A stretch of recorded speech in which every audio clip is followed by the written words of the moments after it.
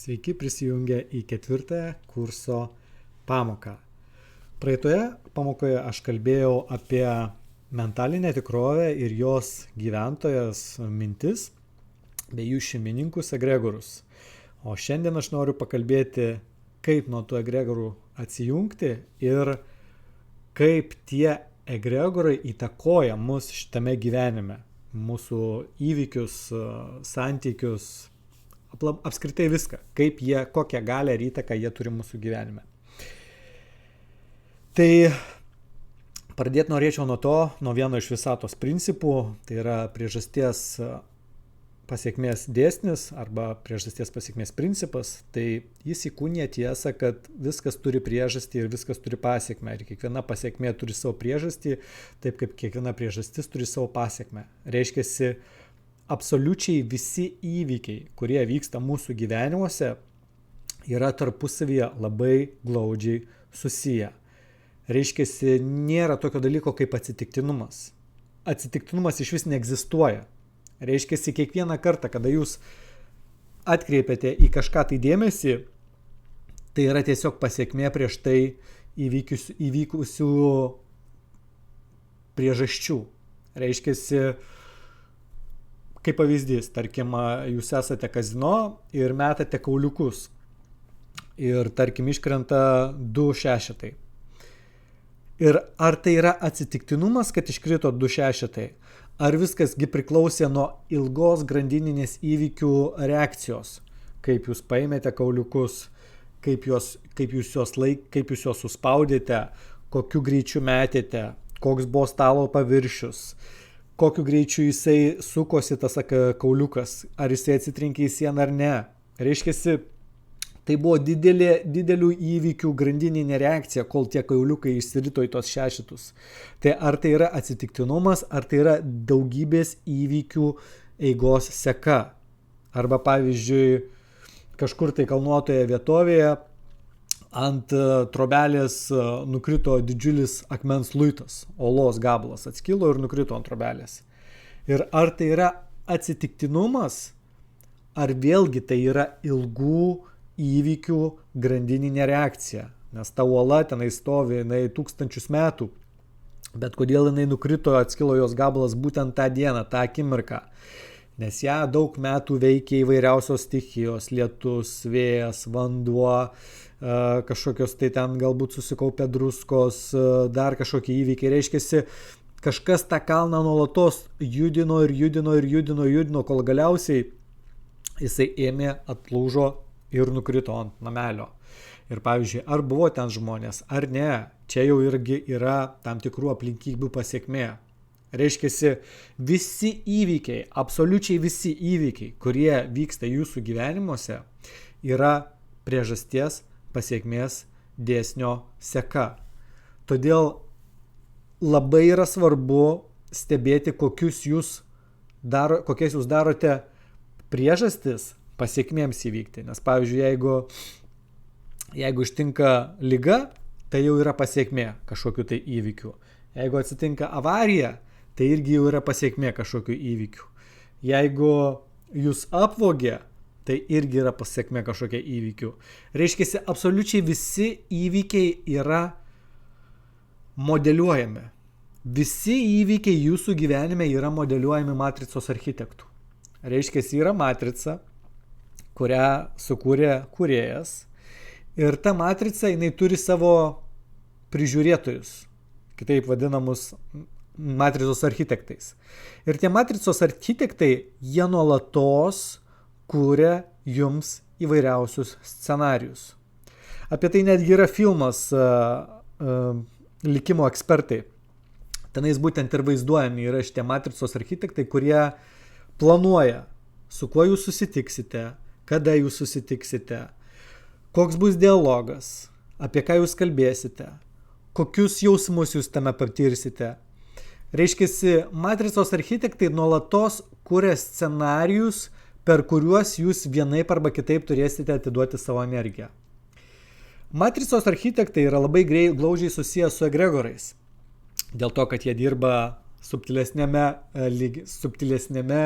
sluoksnėje, subtilesnėje tikrovėje, ne šitoj fizinėje tikrovėje, bet mentaliniai tikrovėje.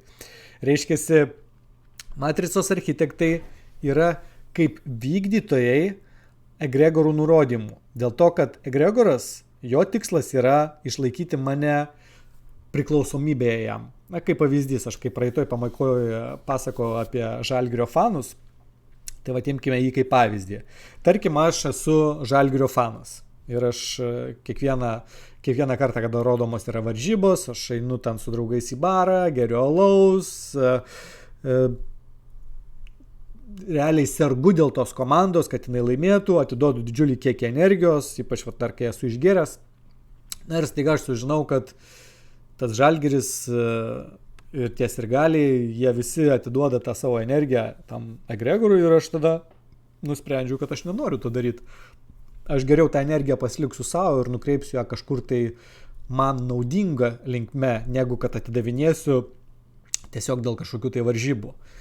Ir aš nusprendžiu atsijungti nuo šito egregoro. Nemaitinti daugiau jo savo energiją. Reiškiasi, aš atsisakau eiti su draugais į barą, žiūrėti ten tas varžybas ir taip toliau. Ir kas atsitinka? Pats egregoras, kadangi aš buvau daug metų jo donoras ir jį maitinau, jisai nenori manęs taip tiesiog paprastai paimti ir paleisti. Reiškia, jisai samdo matricos architektus, kad jie sumodeliuotų man scenarijų, kuris vėl sugrąžintų mane atgal į sirgalių gretas. Ir pradžioj veikiama, tai būtų per mano draugus, pavyzdžiui, man nuolatos draugai skambintų, davai varom į varžybas, ką čia bus, išgersim alaus, bus smagu. Ir jeigu aš pasiduodu tai emocijai, jeigu aš pasiduodu tai minčiai, kuri pradeda suktis galvoj, rimtai, gal nuvaryk, gal bus smagu, išgersi alaus, bus faina. Jeigu aš pasiduodu tai minčiai, aš atiduodu į savo energiją, viskas, mane egregoras įtraukia atgal į savo žaidimą ir aš toliau esu jo donoras ir aš atidavinėju jam savo energiją. Bet jeigu aš nusprendžiu, kad ne, aš nenoriu tau atiduoti daugiau energijos, aš atsisakau ir aš išreiškiu savo valią tiems savo draugams, kad viskas, aš daugiau krepšinio nežiūriu, man tai neįdomu, aš tiesiog užsimsiu kokią nors kitą veiklą. Ir po tam tikrų pastangų man draugai jau neskambins, bet matricos architektai vis tiek dar stengsis modeliuoti man situacijas ir įtraukti mane atgal į tą patį žaidimą. Tai reiškia, aš pavyzdžiui galiu eiti gatve, kur nors Laisvės alėja ir man ateina mintis, kad pasuk čia į kairę, čianais bus trumpesnis kelias. Ir aš pasuku į tą kairę, einu į kažkokį tai skersgatvį, tenais tuo momentu, kad aš praeidinėju pro tam tikro baro duris, atsidaro durys, iš jo išeidinėja žmonės ir aš girdžiu, kaip tuo pačiu metu vyksta varžybos, kažkas įmeta taškus ir visi bare esantys vyrai ar žiūrovai pradeda staigiai šaukti, wow, valio, šaunuoliai. Ir aš tiesiog jaučiu, kaip ta jėga mane bando įtraukti, sugrįžk ir toliau atidavinėk tą savo energiją tiems krepšinio fanams. Bet aš atpažįstu tai, matau, kad matrica vėl bando mane įtraukti ir prijungti prie to paties egregoro, kuriam aš priklausiau, o aš vėl sakau ne. Ir po kokio 5-6 karto pati matrica, tas pats egregoras, jisai mane realiai paleidžia, dėl to, kad jam kurti dar papildomus scenarijus reikia labai daug pastangų ir reikia energijos, o ta energija, jinai gali, kaip sakyti, jinai yra mano energija, reiškia, aš turiu atiduoti tą energiją, iš kurios jie kurs scenarius, nes, sukurti scenarijų, tai įsivaizduokit, reikia sudėlioti labai daug įvykių, reikia sudėlioti daug žmonių, kurie atliks daug veiksmų, kad davesti mane iki to taško, kur jau realiai vyksta pats scenarijus įtraukimo. Ir jeigu aš vieną kartą atsisakau, antrą kartą, trečią kartą, pats egregoras mato, kad viskas, jisai atsijungia, jisai jau netidavinės mums savo energijos ir mes jį tiesiog tada paleidžiam. Tiesiog viskas, tada tu čia kaip baterija, žinot, iš lizdo išlipo ir viskas, jinai iškeliavo. Reiškia, aš nutraukiu šitą energijos atidavimą. Tai taip kaip matricos architektai įtraukinėja mane į, tarkim, to krepšinio sirgalių egregorą, Tų egregorų yra be galo daug ir gali būti šeimos egregoras, kuris irgi paima iš manęs daug energijos, santykių egregoras arba verslo egregoras, kur irgi yra visokių nesklandumų, nesusipratimų, klaidų. Ten pavyzdžiui irgi versle kažkokia tai atsitinka, būna tokių dienų, kada nuo pat ryto prasideda viena nesėkmė, antra nesėkmė, trečia nesėkmė.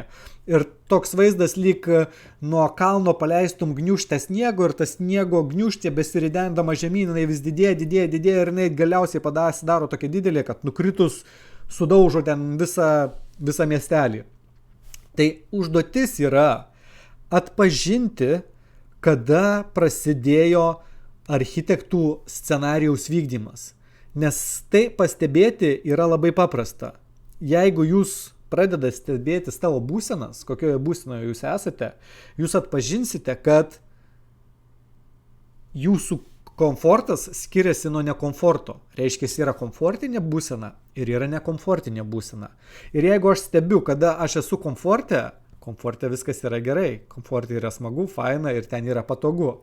Bet kada prasideda matricos architektų scenarijus ir jie man sumodeliuoja kažkokį tai planą, per kurį bandys iš manęs paimti energiją, mano emocijas, tam yra naudojami ir kiti žmonės. Ir, paimk vėl kaip pavyzdį darbe, kažkokios tai problemos darbe. Kada grinai visa diena atrodo, net sako, kad ten, ar katė ten perbėgo per kelią, ar tiesiog ne ta koja išlipau iš lovos. Ir nesklandumas po nesklandumo. Tai jeigu atpažįstate tą momentą, kad prasidėjo tokių nemalonių įvykių lavina, šitoj vietoje reikia tiesiog sustoti, žengti žingsnį atgal ir pradėti giliai kvėpuoti. Reiškiasi, aš darau tiesiog gilius, lėtus 6 įkvėpimus. Aš įkvėpiu ir iškvėpiu. Vėl giliai įkvėpiu.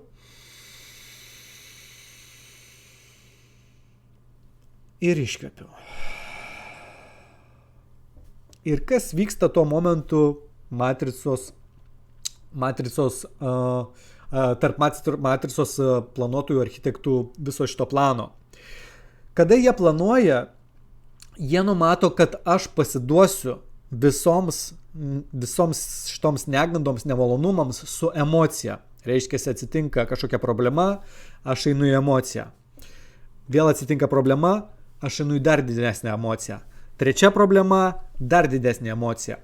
Ir tuo pačiu visi įvykiai, visi žmonės, kurie dalyvauja tame, jie irgi yra visi sukalibruoti mikrosekundės tikslumu, kokius įvykius jie turi daryti.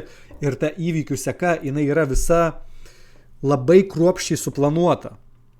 Bet jeigu aš toj vietoj, kada aš atpažinau, kad prasidėjo kažkokia tai stresinė situacija ir kad aš patiriu kažkokią tai įtampą, ir aš sustoju, žengiu žingsnį atgal ir tiesiog pradedu lėtai kvėpuoti, kas atsitinka? Ta sniego lavina, ta sniego gniūžtė, kuri ridenasi nuo kalno, jinai pradeda ridentis be manęs, nes aš atsitraukiau nuo jos. Aš ją paleidau, aš nuo jos, atsikabinau. Ir visa ta įvykių grandinė seka toliau. Bet aš joje nedalyvauju, nes aš sustojau.